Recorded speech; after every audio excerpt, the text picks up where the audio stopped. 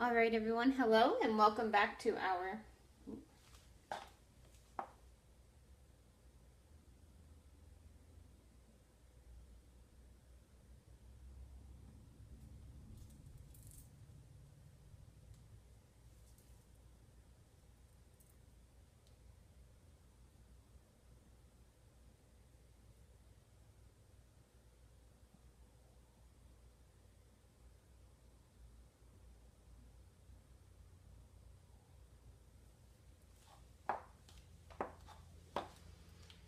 All right, everyone. Hello, and welcome back to our RBT training. So today we're going to be talking about how we pick and choose curriculum.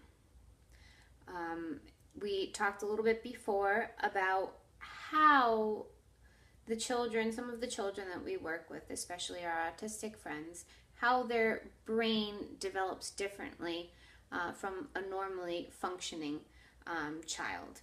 So as we discuss program implementation, we pick and choose programs based on what we call evidence-based practices, okay? Or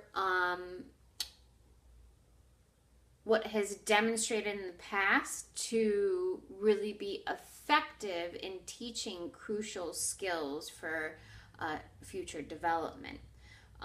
And so where do we get this information, right? Who exactly gets to pick and choose what is and isn't an evidence-based practice?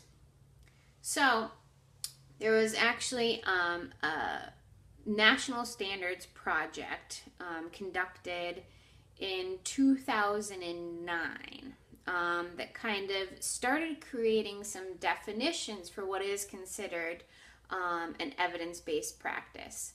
And that's where Part B of IDEA, I think that you guys have kind of heard that lingo before, mandated the policy that ensures appropriate special education services based on scientific-based research. So this report was put together by the National Autism Center. You can look online at their website to find out more information.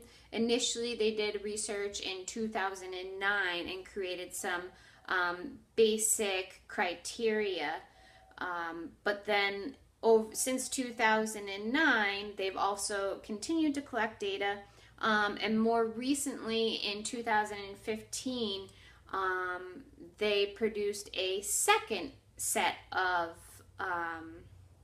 information that has kind of updated what is considered best practice now. So the National Autism Center kind of provided an updated summary of empirical intervention literature. Again, you can go back onto their website. It's free if you want to download the actual information pamphlet and read it on your own time. You just have to put in some basic information. But it is there if you'd like to see the summary review of their collection of evidence-based practices. But the project was designed to give educators, parents, practitioners, and organizations information and resources they needed to make informed choices about effective interventions.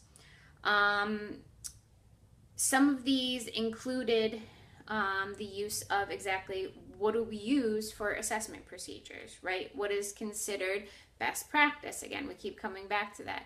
So what they found is that we should all use some sort of basic standardized assessment to help assess and figure out exactly where our children are currently functioning across their range of development.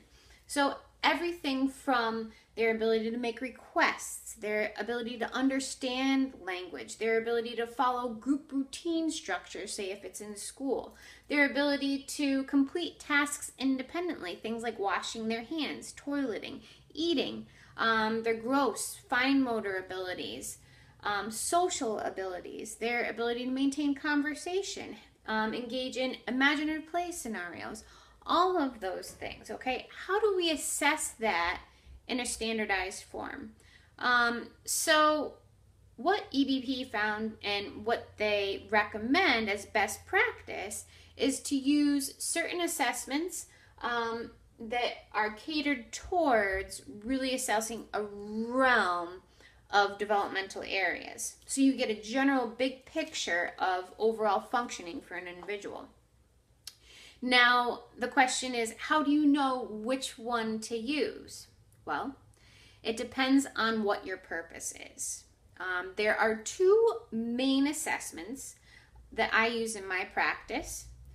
And what differentiates the two for me and knowing which one would be appropriate for a child is A, the age of the child, and then B, what are the results going to be used for and how are they going to be used across time?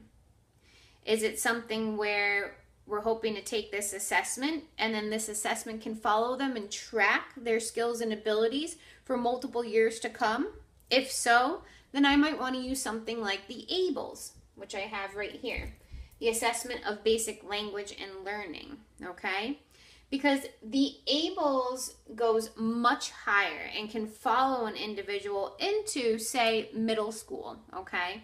Whereas if you were using something like the VB map, which is also an assessment that's deemed an evidence-based practice, the VB map really only goes up to like a kindergarten level. So that's something that you might consider using for someone that's in birth to 3 or who might be making a transition into public education system, because there's also a nice piece in there. It's called the transition assessment. So it kind of sees exactly what might be in an appropriate placement for them going forward. But if you're looking to use that information as a way to assess their development for years to come, it might not be the most appropriate measure, okay? So that's kind of, you weigh the cost and the benefit. We're going to go through a little bit more about exactly what those two encompass, those two assessments, and how we pick and choose curriculum that you're going to see and you're going to implement based off of those assessments.